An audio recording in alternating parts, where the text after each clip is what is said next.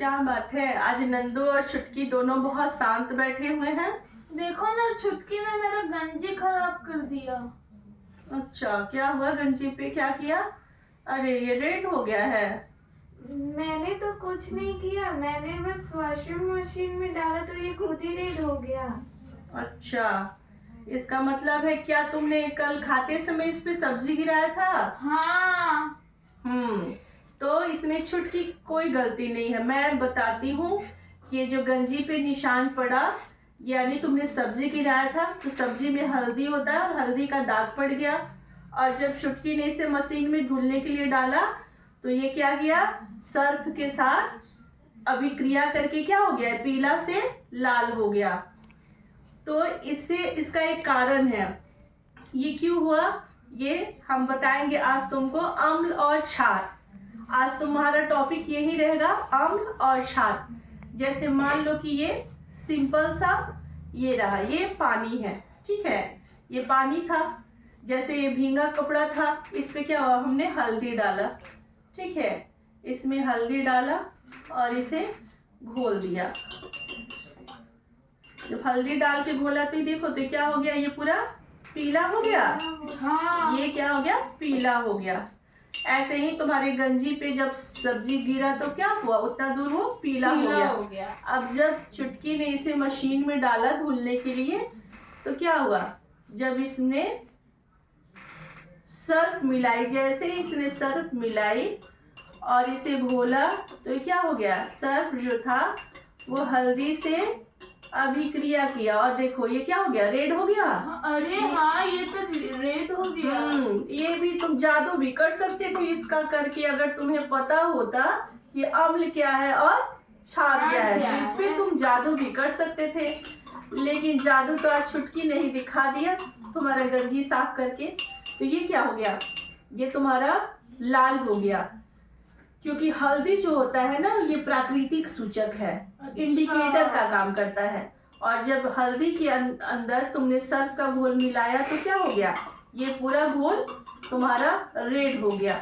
अब इसी घोल के अंदर क्या करते हैं, इसमें हम नींबू का रस डालते हैं। जब ये नींबू का रस डालेंगे क्या हो गया, ये तो वापस फिर वापस पीला हो गया, यानी फिर नींबू के रस ने फिर अभिक्रिया की और ये फिर वापस पीला रंग में आ गया। तो ये हुआ अम्ल और क्षार की अभिक्रिया के द्वारा। अम्ल किसे कहते हैं? ये तो ये समझ में ही नहीं आया। तो ये तो जादू तो दिख गया ना। अब ये मैं बताती हूँ अम्ल किसे कहते हैं। कोई भी पदार्थ, सभी पदार्थों में वैसे पदार्थ जो स्वाद में खट्टे होते हैं, ठीक है, और जो जल में घुलते हैं और हाइड्रोजन आयन देते हैं, वो क्या कहलाते हैं, अम्ल कहलाते हैं। जैसे अम्ल के भी अलग अलग रूप प्रकार होते हैं, ठीक है। जैसे हल्दी हो गया प्राकृतिक सूचक। अगर हमारे पास लिटमस पेपर रहता, क्योंकि हम घर में है ना, अगर हम लैब में रहते तो हमारे पास लिटमस पत्र होता जो लाइकेन का बना होता है, वो है ना अम्ल और क्षार का अच्छा सूचक होता है। जब वो क्षार रहता है तो वो क्या करता है, ब्लू कर देता है। लाल लिटमस पत्र से जो लाल जो होता है ना, नीला लाल को नीला कर देता है। और फिर क्या होता है, अगर वो अम्ल रहता है तो नीले लिटमस पत्र जो होते हैं ना वो लाल हो जाते हैं। इसे पता चल जाता है कि ये पदार्थ क्या है, अम्लीय है। ये विलयन क्या है, अम्लीय है, क्योंकि ये लिटमस पत्र ने क्या किया, नीले को लाल कर दिया। और जब क्षारीय होते हैं तो लाल को नीला कर देता है। तो लैब तो हमारे पास है नहीं, लेकिन हम घर की चीजों से समझाते हैं नंदू और छुटकी को कि घर की चीजों में अम्ल किस में पाया जाता है और क्षार किस में पाया जाता है ना। देखो पहले तो तुम समझ गए, ये नींबू का रस, ये नींबू है, ये अम्लीय होता है। इसमें एसिटिक एसिड यानी एसिटिक अम्ल पाया जाता है। हल्दी जो होता है ये प्राकृतिक सूचक है, ये इंडिकेटर का काम करता है। अब ये रहा हमारे सामने अम्ल। अब ये देखो, ये प्याज है, प्याज डेली सब्जी में डालते हैं हम। इस प्याज में क्या होता है, एस्कॉर्बिक एसिड होता है, यानी एस्कॉर्बिक अम्ल होता है। और देखो मिर्ची, हरी मिर्ची रोज सब्जी में भी डालते हैं और ऐसे भी खाते हैं ना। तुम लोग चाउमीन में, पास्ता में बनाते हैं मिर्ची में भी क्या होता है, स्कॉर्बिक एसिड होता है। ये टमाटर जी, ये भी पड़ता है तुम्हारे मैगी में, इसमें क्या होता है, ऑक्जेलिक एसिड होता है। तो हमारे घर की चीजों के अंदर ही देखो, जैसे संतरा खाते हो, अमरूद खाते हो, सब क्या, अंगूर खाते हो, इमली, जो पानी पूरी का इमली होता है, खट्टा होता है स्वाद में, इमली, सब में क्या होता है, कोई ना कोई एसिड पाया जाए।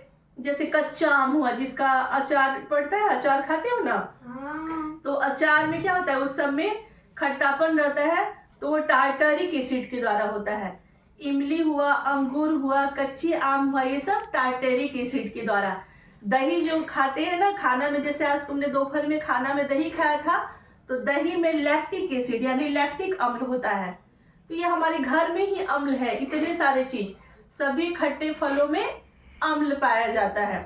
अब देखो, अम्ल समझ में आ गया कि अम्ल किसे कहते हैं। माँ लेकिन क्षार किसे कहते हैं? चलो तो क्षार के बारे में बता देते हैं कि क्षार किसे कहते हैं। देखो, कभी तुम अचानक साबुन से नहाते हो, हाँ। तो नहाते समय या शैम्पू करते समय कभी होता है ना, पानी की बूंदों के साथ शैम्पू थोड़ा सा मुंह में जैसे ही जाता है तुम उसे थूक देते हो, हाँ। क्योंकि उसका स्वाद बहुत ही गंदा कड़वा लगता है। यस। तो क्षार जो होते हैं वो स्वाद में कड़वे होते हैं। और जो क्षार होते हैं, देखो ये शैम्पू है, ये शैम्पू क्षार का उदाहरण है। ये साबुन जो है, ये साबुन जी है, क्या है, सोडियम हाइड्रोक्साइड है, और ये भी क्षार का बहुत बड़ा